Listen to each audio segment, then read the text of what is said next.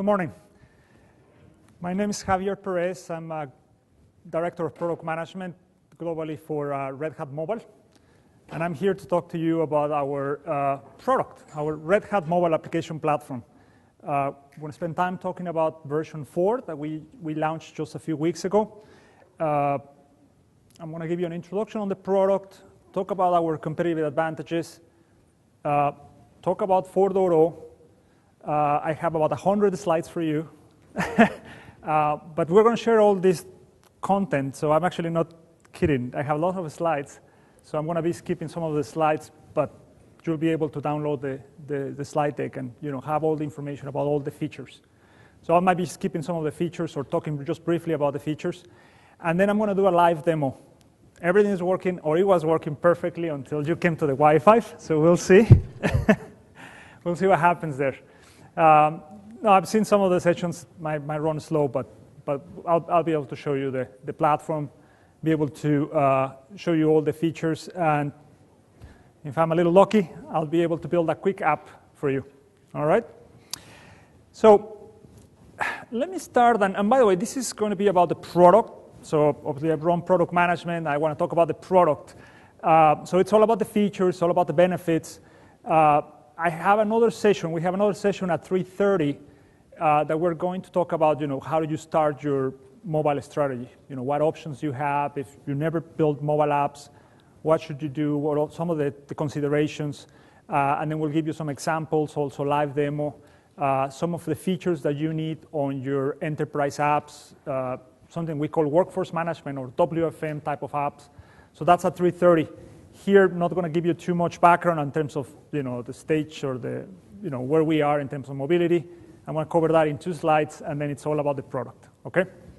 So, enterprise mobility. We are all consumers, right? We all have a bunch of apps on our phones, on our tablets, and we have that consumer experience that we want now on the enterprise, right? So, would it be nice if you can do your expense reports on a mobile app, right? Take a picture of the receipt, put the amount of money, that's it. Would it be nice if you have another app to check on the status of approval of documents? Those are the type of enterprise apps, internal apps that we're talking about here, and that's where we're going to be growing. In 2 years, in 5 years, it's going to be more and more and more mobile apps. Yes, there's going to be IoT, there's going to be sensors and all these different technologies, but we are all mobile, right? An IoT device, a sensor, still needs a mobile app that is going to control that information. So it's all about mobile apps in reality. So I'm going to talk about the product that will help you build those type of enterprise apps. Just as a quick survey here, not counting email, how many internal enterprise apps do you have on your phones right now? Not counting email. 1, 2, none, right? Maybe we shouldn't count messaging, right? Because we use that for work. But not counting email or messaging, I mean, there's a big need there. I mean, just think about it. How many processes or how many things you have to go and access to an internal system to get that information? We should be able to do that on a mobile phone, and that's what we're moving here towards, that stage of mobility. So just really quick here, these are the 3 steps or the 3 levels of maturity within an enterprise, within enterprises that are starting their mobile experience or mobilizing their processes and their workforce. First, we start with consumer. Typically I have my website. Yeah, my website doesn't look that good on my device, right? Well, it's a responsive website, but doesn't look that good. I want an app. Right? So typical app, consumer app will be the catalog of my products, some information that I have already on my website, but it looks better on my app. That's a good start. You normally have 1 or 2 of those apps. Public sector, government is different, right? Because they're all consumers. But in an enterprise, you have 1 or 2, maybe 3 consumer apps. But then you have to move to the next, and you see the benefits. You see the demand of those consumers saying, well, I should have an app to do this and to do that. And that's the next stage, what is really about a mobile strategy.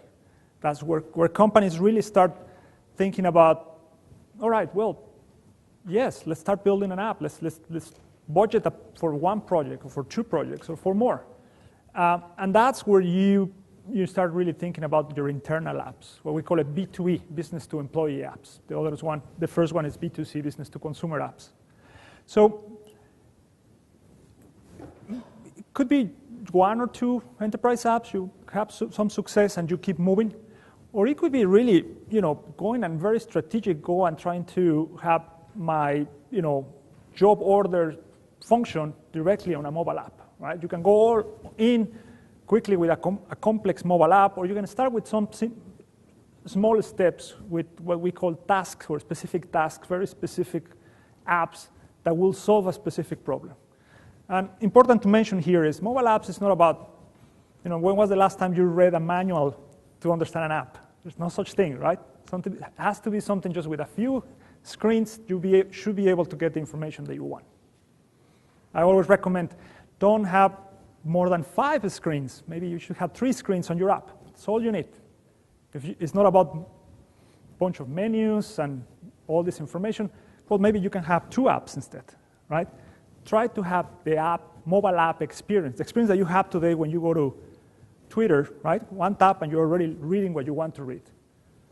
Facebook or all the consumer apps, which with 1 or 2 taps, you get that information. And that's the mobile experience, and that's important to kind of recognize. It's not about putting my CRM or my ERP system that took me a year to deploy, put it on a small device. It's not about that. It's about solving a specific problem, have a specific function for that mobile app. And that brings to the third step, which is really a digital enterprise, right? And you are all in, you have success building mobile apps, and you want to add IoT, you want to add obviously cloud, sensors, you want to add other technologies, and maybe you can transform your organization as well, right? Who said everyone is becoming a software company now, right? There was a recent interview, one of our customers, but very large bank, and the CIO said, we're becoming a software company. And it's a bank, right? Can't get any more traditional than a bank. But it's all about the software. So those are really quick, some of the 3 kind of maturity levels, 3 steps that we see, that we've seen with our customers, that we see all over in the industry. And for all of those steps, we have a product to help you in that journey. So I always like to describe the mobile application platform with a diagram. I think it's easier to visualize that. I like to describe the product in 3 steps, or 3 major areas. First, before I start with the major areas, it's a cloud-based mobile application platform. It's an enterprise grade. The features that we built in the platform are about enterprise, right? Make a difference between just building mobile apps and building mobile apps within your organization. That requires security, that requires integrations, that requires specific line of business requirements. It's a platform to help you build your mobile apps, facilitate how you make it easier to build those mobile apps, facilitate the integration with backend systems or with other cloud services, and be able to collaborate, be able to have your different projects or different engineers, developers that might not be all sitting in the same office, all within a single platform. So in terms of how do I describe the product, 3 major areas.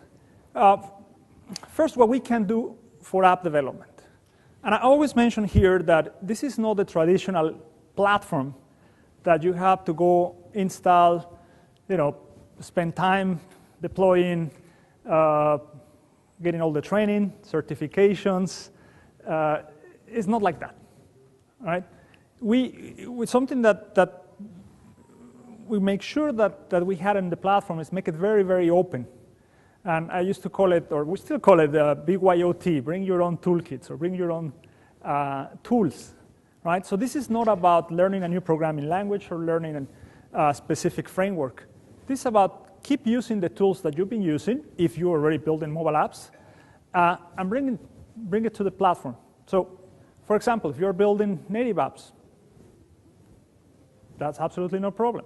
If you're building hybrid apps, you're using different frameworks, Backbone, Ionic, React, Angular, that's absolutely no problem. Build your app, bring it to the platform, and you can start adding functionality within the platform, which moves to the MBAAS piece, the mobile backend as a service. We provide templates, we provide sample apps, we provide samples of the different frameworks that I just mentioned, like Ionic, React, Angular, Backbone. We help monitoring or taking care of what we call credential management. Some of you might agree that maybe just one person that has all the passwords and the certificates, that person leaves or is sick, goes on vacation, and nobody can do anything. You can put all that on a platform. If your developers prefer to work from the command line, all the functionality is available from the command line as well. As I said, at the end of the session, I'll do a quick demo for you. I'm not going on the command line. I'll show you the studio. All right? And very important part of the app, what we can do for app development is the build farm. The build farm is one of our popular features. It is in the cloud.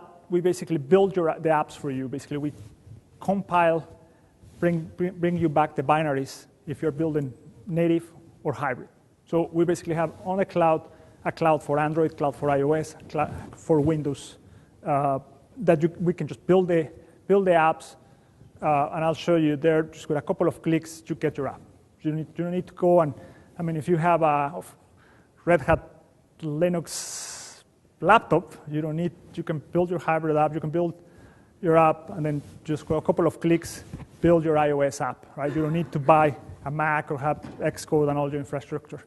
For native, of course, I would recommend to have the Apple software and hardware. So that's about app development.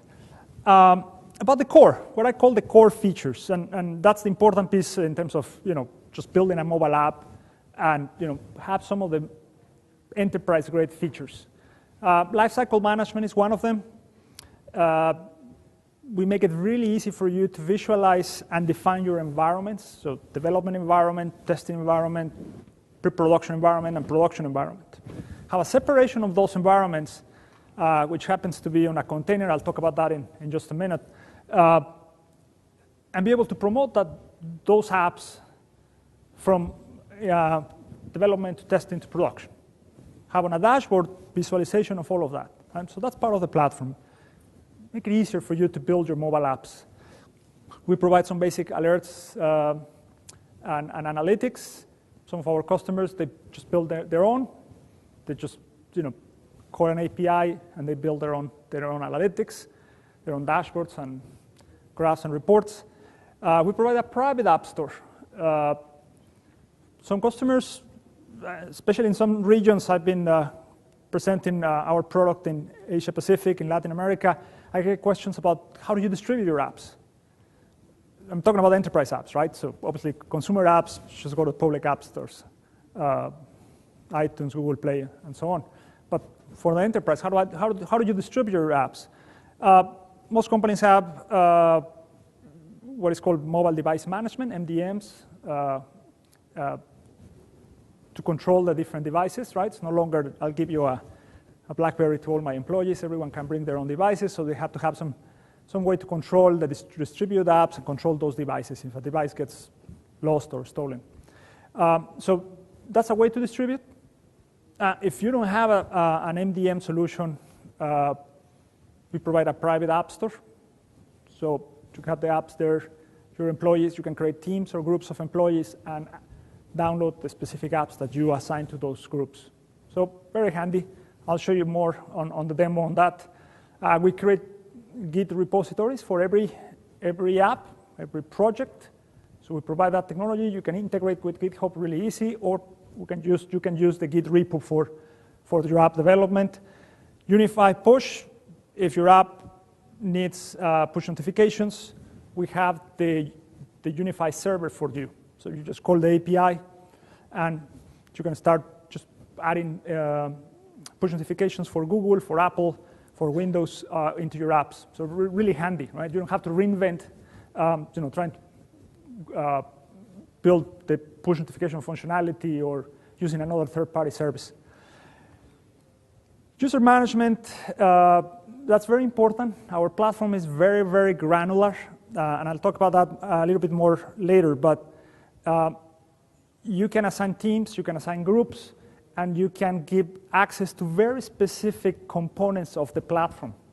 So it's so granular that you can assign or no assign, or read access or read-write access or no access to each one of the components of the platform.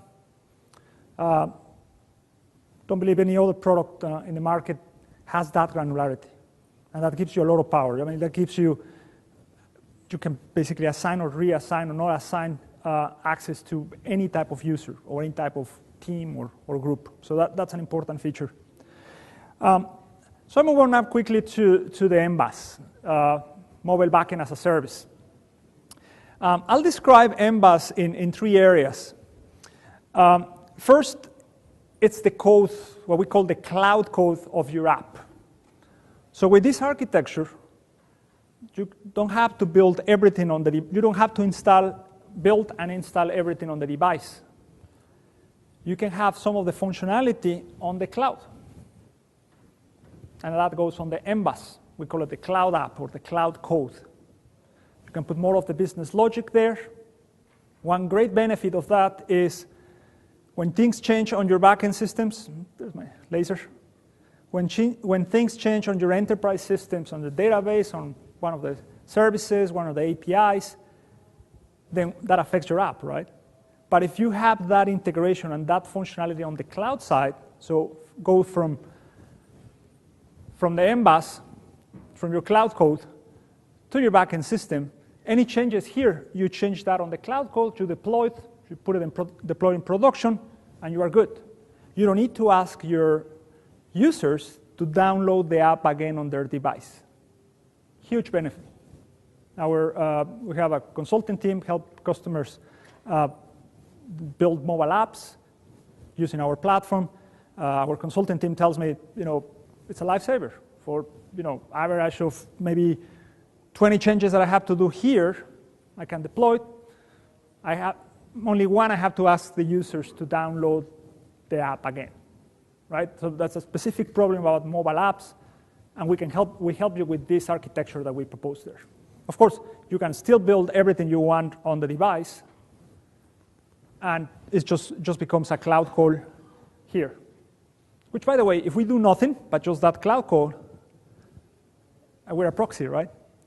You're no longer exposing directly your mission-critical systems. So even if we do nothing, the fact that we're right there in the middle, it adds a layer of security, right? All of this is in Node.js, and I'll talk about that in just a second as well.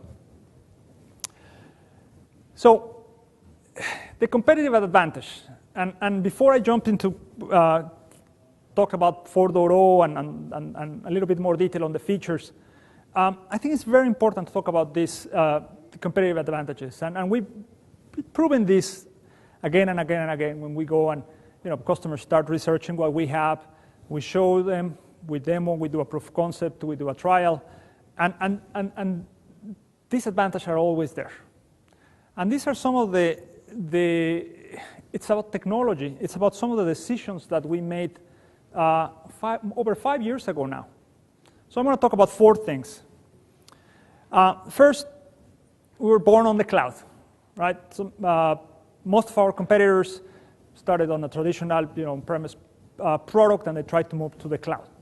We started on the cloud. We have our operations team with now more than 5 years of experience managing that, right? It's not just about deploying. It's about monitoring the VMs. It's about continuous integration. We've been doing DevOps for 5 years now.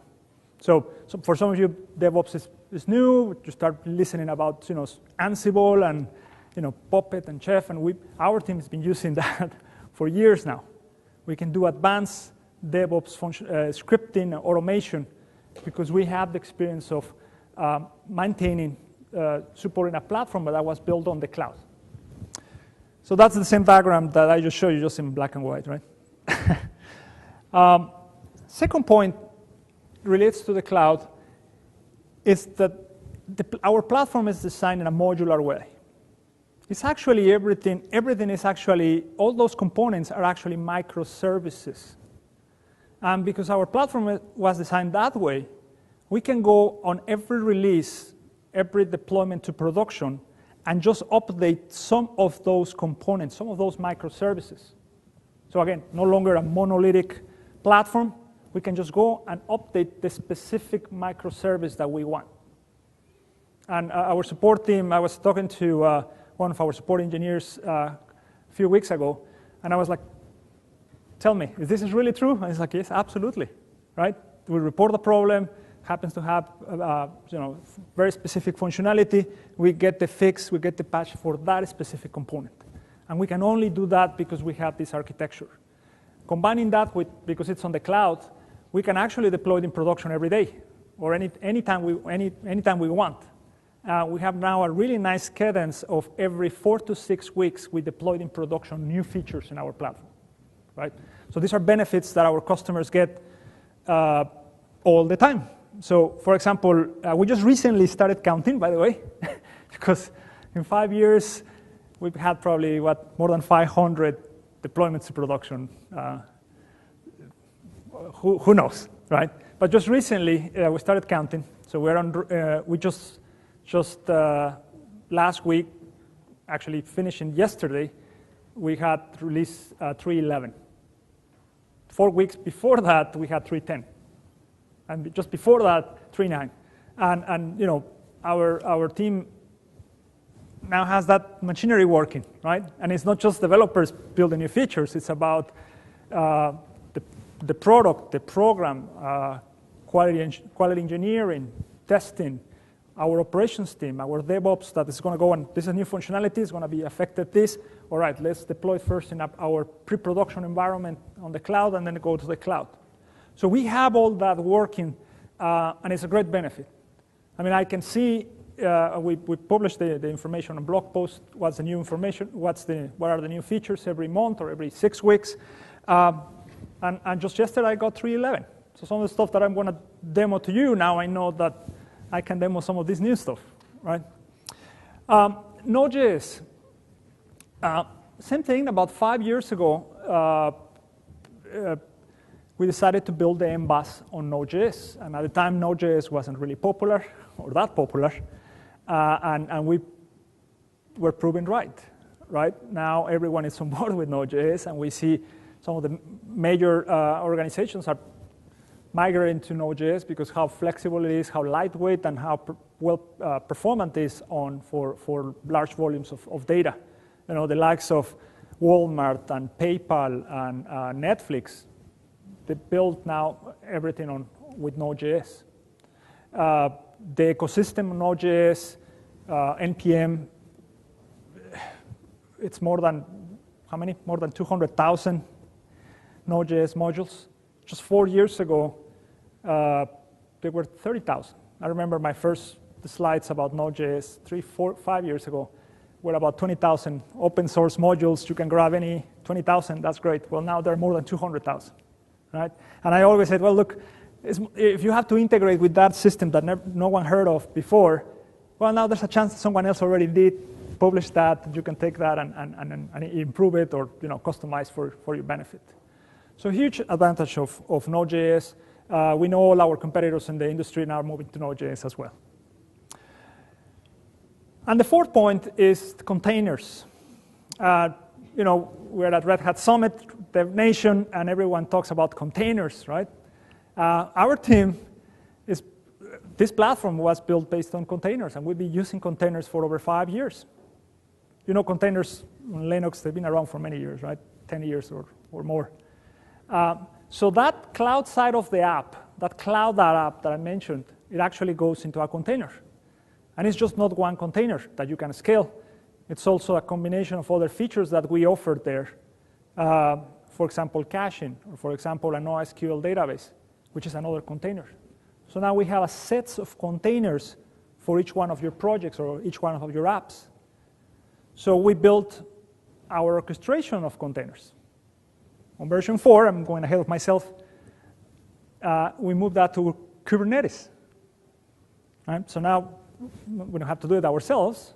Typical open source fashion, we can use all the enhancements and good stuff that Red Hat, Google, and the rest of the community are building with Kubernetes and with Docker format containers. So these 4 technology decisions that were made about 5 years ago, they're as relevant as, they continue to be very relevant. They continue to be very important, and they continue to be a big differentiator in our platform. Born on the cloud, modular, Node.js, and containers, and experience in managing those containers. I just said that. and a few others, right? I talked about the build farm, and I talked about the, I haven't talked about rapid mobile app development. Have you heard about rapid mobile app development? Not you. No? Have you heard about rapid mobile app development? All right, so that's basically try to build apps without coding, right? Codeless. Drag and drop and be able to create a form. So we added functionality in our platform. It's been around for some time, where, and I'll do that part of the demo. We have basically, without coding, you just drag and drop, build a form, that form becomes an app. And because we have a build farm right there on the spot, you can build the app actually and distribute and install on your device. So rapid mobile app development is an area that is growing. It's growing. All our analysts, all the analysts are talking about rapid mobile app development. I think all the enterprises are moving in that direction. Why? Because it's difficult to hire that many engineers, right, or that many developers. It's going to be impossible to have, army of developers if I'm planning to build 20, 50 apps. So they say, well, the line of business keeps demanding for mobile apps. Maybe if you provide some rapid mobile app development functionality, that would be helpful. So that's one of the features, that's an important feature, and we're investing on that. I mean, there's a lot that we can add, make it easier to build those type of apps. We also call them, by the way, disposable apps, right? So you want to create a quick survey, a quick survey questionnaire. You build the app, you distribute the app, they enter the information that you don't use the app anymore, right? But you can only do that if you have a platform to help you building that. So let's talk about 4.0. And everything I just mentioned applies for 4.0, of course. So I talked about cloud-based mobile application platform. I talked about the functionality at general terms. Well, now the diagram changes. Have you noticed the difference? We have the MBAAS on version 4. The hosted version, which is the studio, the core functionality, remains on the cloud, it's managed cloud. But now we have the option to have the MBAAS, so where you have your development environments, where you have your apps, where you have your integrations, you have the option now to put that somewhere else. And to do that, we built a product that has to be the Red Hat stack, right? We take pride at Red Hat of, we support from source, right? We support from the operating system, from RHEL Enterprise Linux, to all the different layers. We support the product, we ship it, we support it, right? So the MBAAS now on 4.0, it's based on a full Red Hat stack.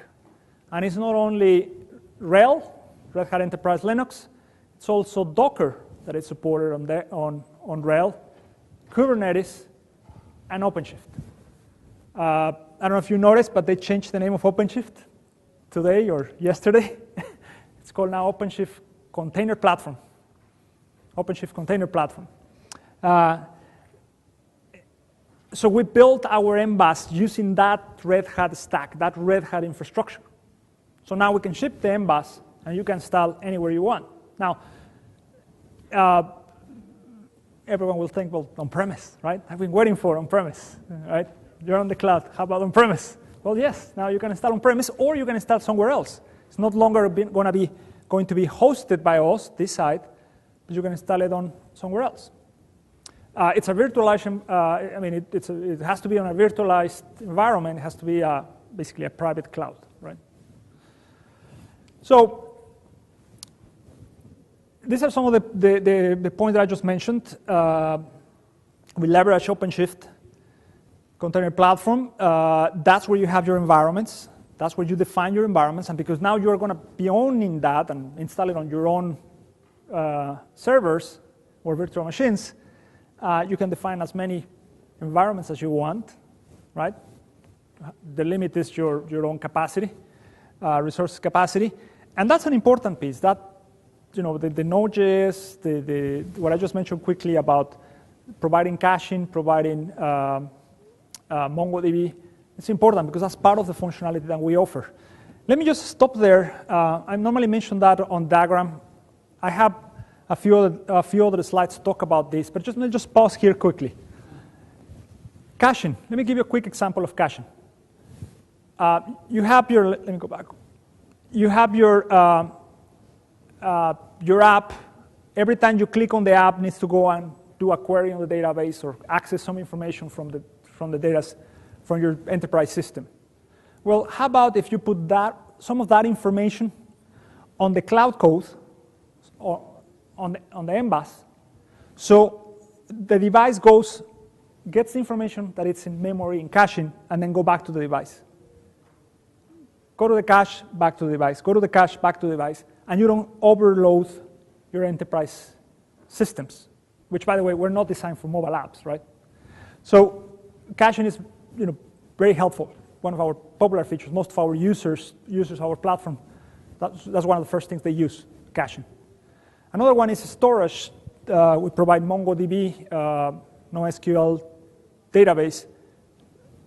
When you're building your apps, you want to use that, it's there. You don't have to worry about installing MongoDB, or it's there.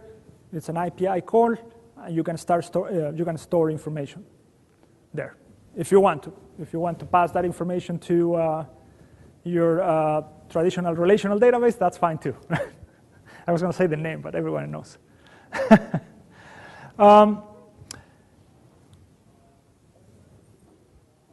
So we leveraged, as I mentioned, the technologies of Red Hat. And we're very excited about this 4.0 version because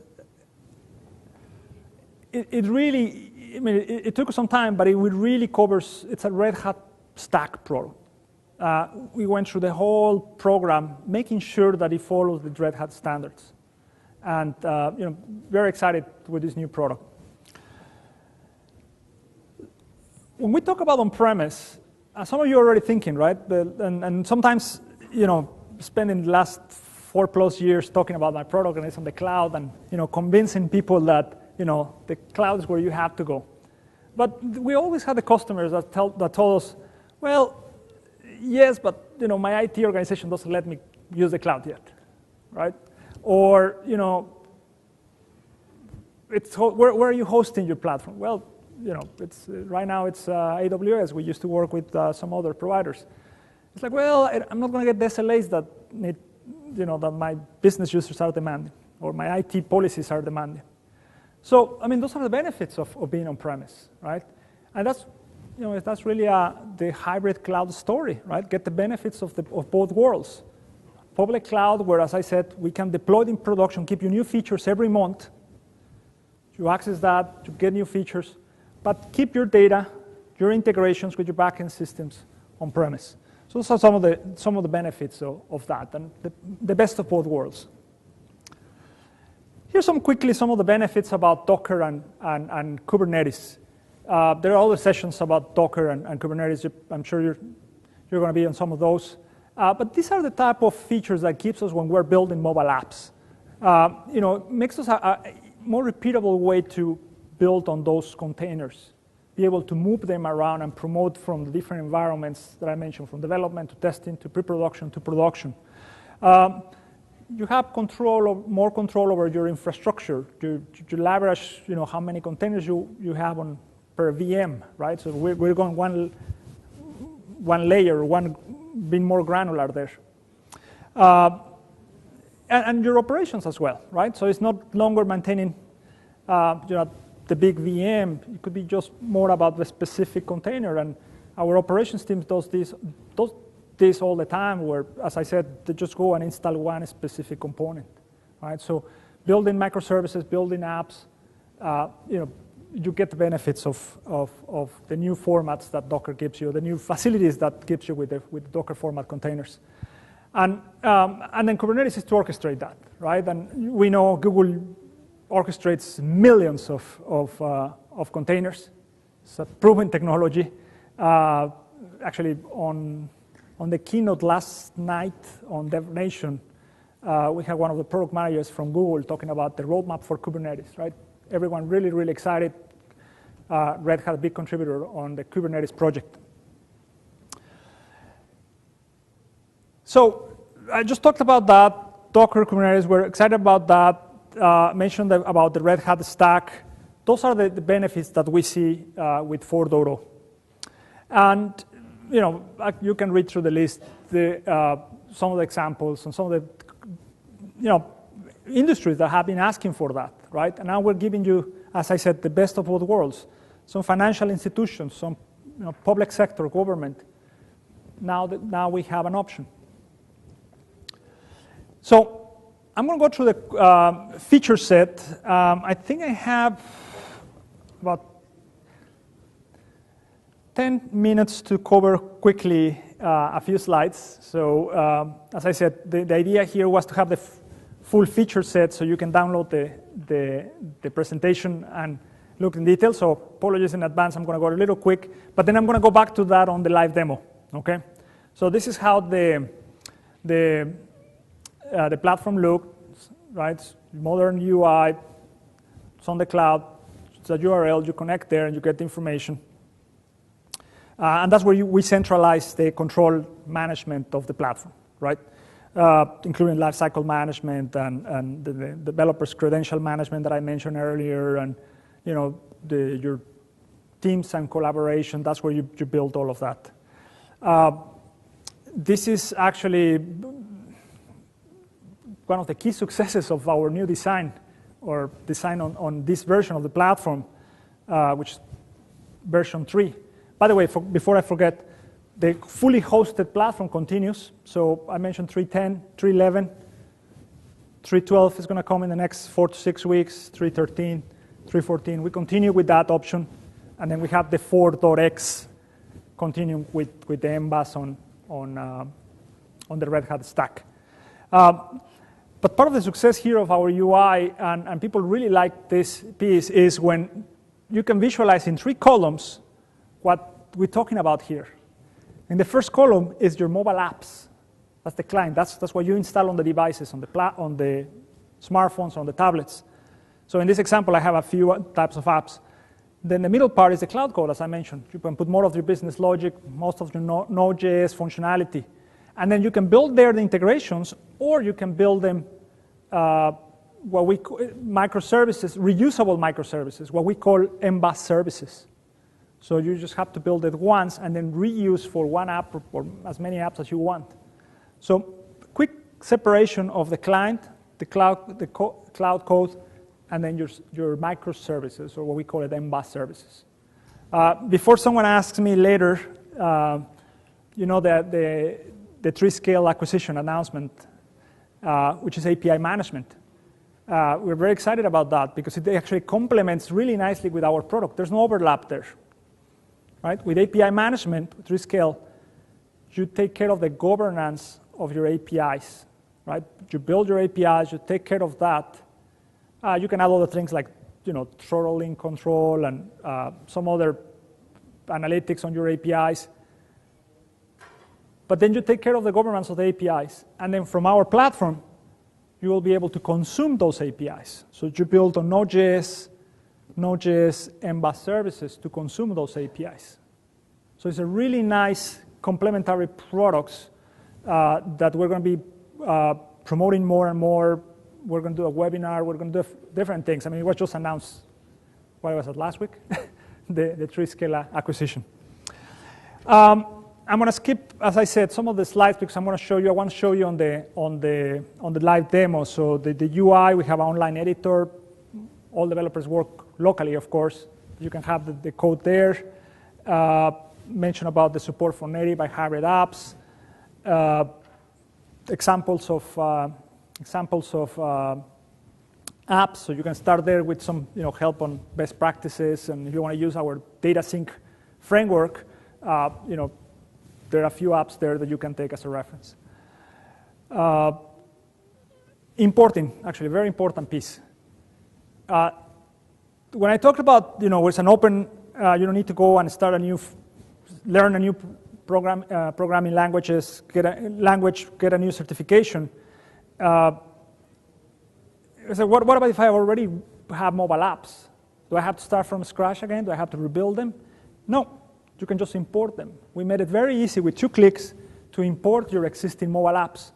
When you import that, we auto-generate the cloud code, which is just a few lines basically saying your app, call the cloud side. And then from there, you can add more functionality, or you can just leave it like that. And then you can start taking advantage of the features of the platform when you update your app, or as the app gets used. Rapid mobile app development that I mentioned earlier. So I'll show you that live instead. Lifecycle management, as I said, a dashboard to show, in this case, we have development, let's jump in. Development, testing, pre-production, production. You have the specific versions, date, tags. So you have in one screen visibility of where you are in terms of your development, what versions you have. Analytics, private app store. I'll show you that in just a second on the live demo mentioned earlier. That's an option that we have if you want to distribute your apps through our app store. The Git integration, I mentioned briefly earlier. Unified push, as I said, you want to add push notifications to your app, we make it a lot easier for you. And by the way, it also has some analytics there, so you can see how many push notifications were sent. You can broadcast, actually, push notifications. So if you want to have a brand new message there, you can broadcast that and goes to all the users. So really nice features. You don't have to reinvent the wheel there. It's already in the platform.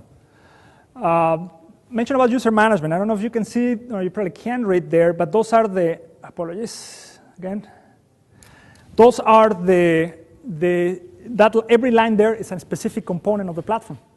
So you can go and provide access, read, write access, or no access to each one of those components per team or per user. I didn't talk about data synchronization. I have another slide about that, but some of the popular features, those are mobile-specific APIs that we provide for developers.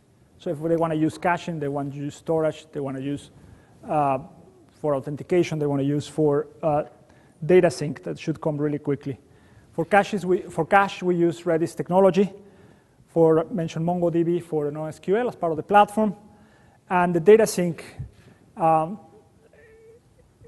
again, you don't have to, we built that for you. And by the way, on the session at 3:30, we're going to talk about some workforce management, specific features that we're also offering now.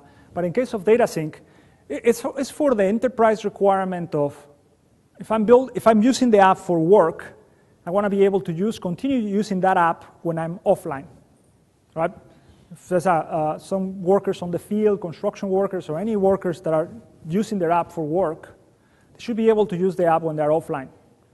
So we provide a data synchronization framework for the developer to put that, build from that on their app. So now, as soon as the app goes back online, it can sync the information that was entered with the cloud code and then with the backend systems.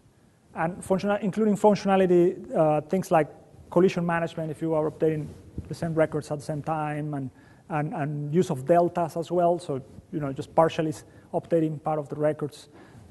Nice functionality, important functionality. You don't have to build again. So to finish with this piece, I talked about our product. I just mentioned it was a 3.x. We'll continue with the hosted product. We have the version 4.0 that I'm just talking about here. And then the next question is, well, what about when you are able to ship the entire product, full Red Hat stack, on Rail, Docker, Kubernetes, so everything Dockerized, not only microservices, but also on Docker container images for installation and as part of the architecture. So that's coming by the end of this calendar year.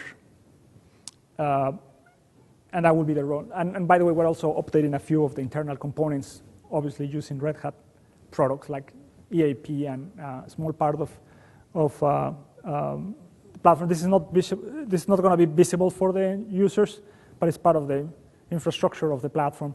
We have some Java there, some EAP, and ActiveMQ.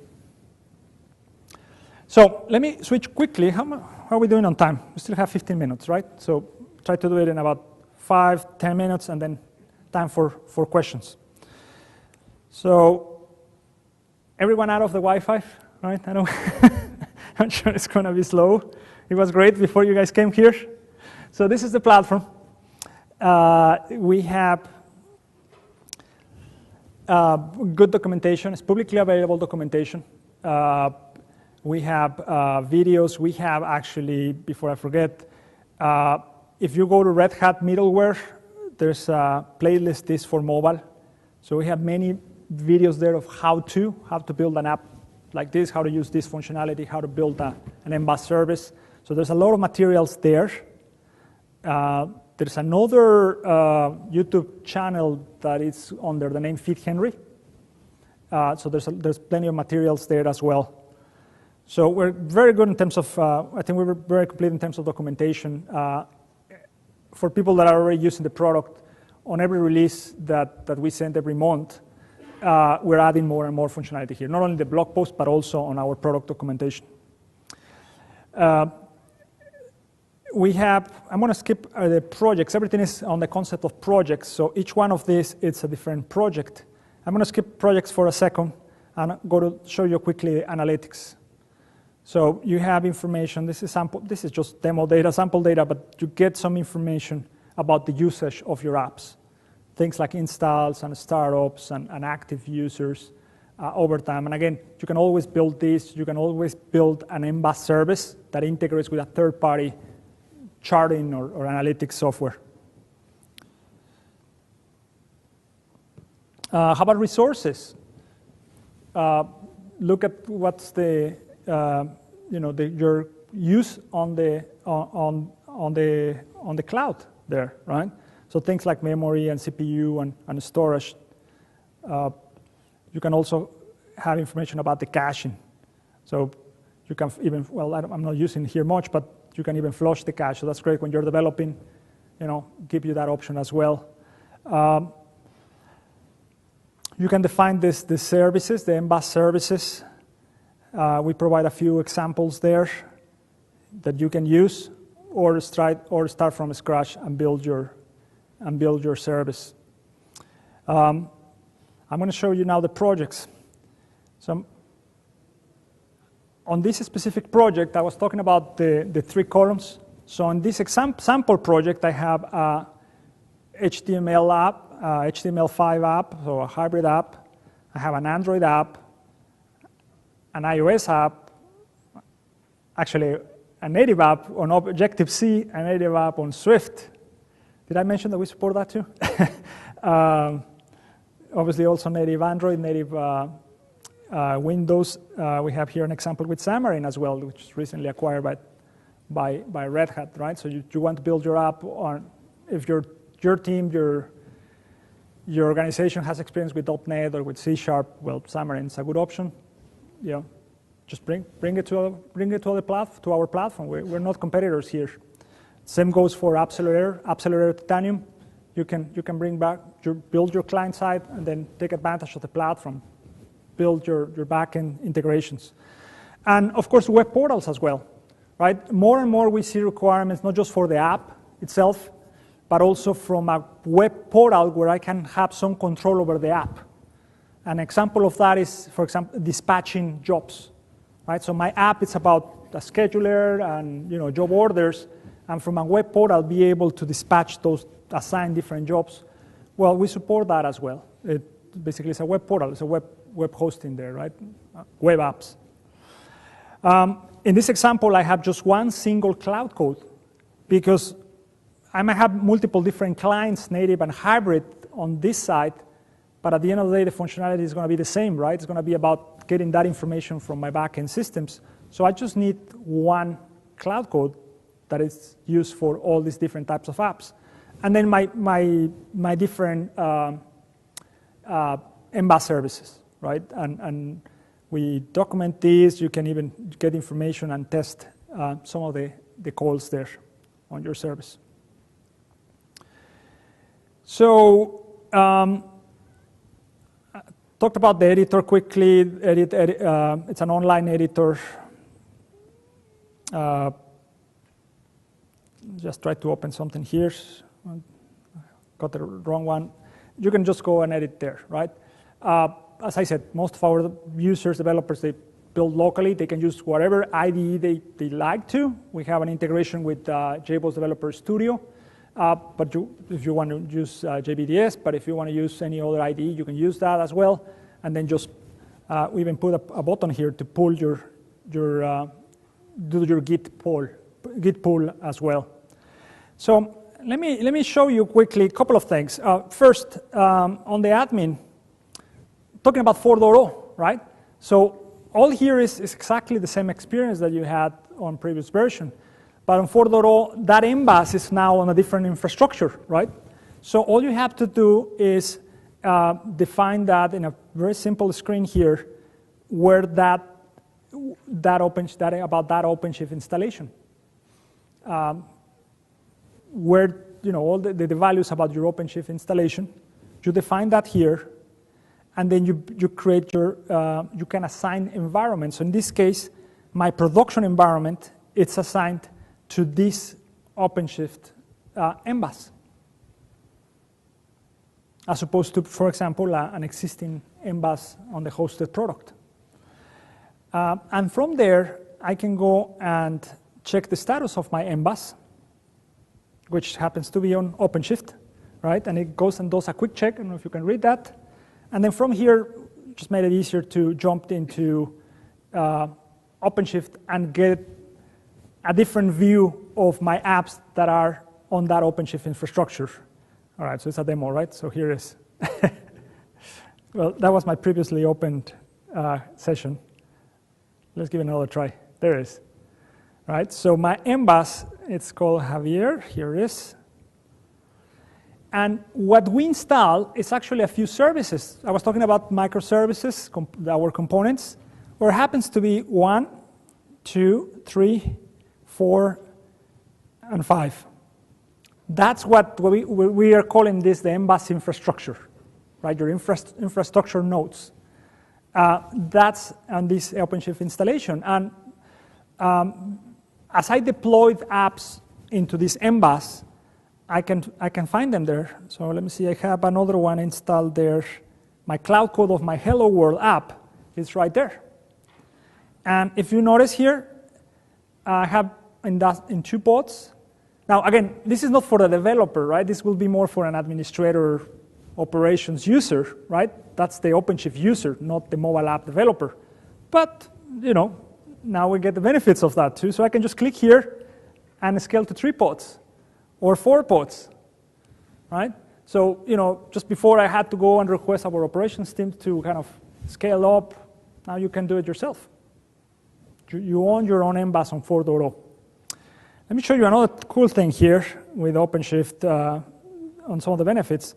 I can go and take one of those cloud codes. I'm just going to pick one here. And I can see log files. And I can also see the a terminal, right? So I'm there actually now on that.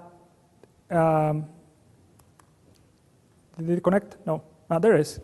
So I'm now on the MBAAS from the command line. So if I do an ls-l, those are my files there. And you might recognize some of them, right? The package.json, license README. If you're already familiar with Red Hat Mobile Application Platform, you recognize this.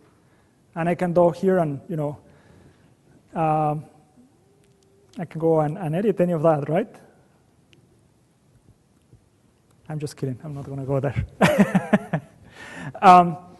So that's the experience on the MBAAS. Now you have much more control of your infrastructure. You can scale it. You can control. But the experience on the product is exactly the same. So to finish that, some of you have seen this before. We like to demo this rapid mobile app development because we can build an app right there on the spot, right? So we have what we call Forms Builder. And I have only 5 minutes, right? So I'm going to go really, really quick.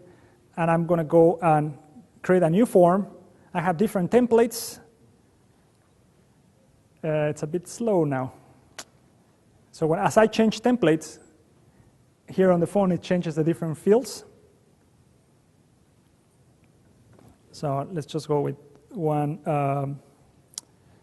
Let's call it Summit.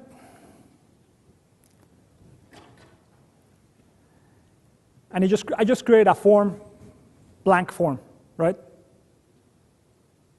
Give me a little, I think it's a little slow. There you go. So I'm going to add a text field. I'm going to add a website. So it's doing something weird here. I'm going to add a signature capture. I'm going to add a map. What else? There's a little delay here. And a photo capture. How about a drop-down menu? All right. So I'm going to go quickly here and put some names. So that's going to be my customer name, my website. Where was the location? Here, the location. Well, and I can name each one of those, right? I can call this the photo, the selfie, and so on. But actually, let me show you this one. I can also integrate data sources, right? So I have a CSV file that I already actually create an MBAAS service for that CSV file. So I can say, well, that's going to be a drop-down. I'm going to call the job types. And then I'm going to say, I'm going to take a data source. And my data source, just too slow. It was going to display my CSV file. I'm going to have to skip that. What I'm going to do is, actually, I don't know if you notice, I can put those fields as mandatory. So I'm just going to remove the mandatory piece just in case for the demo.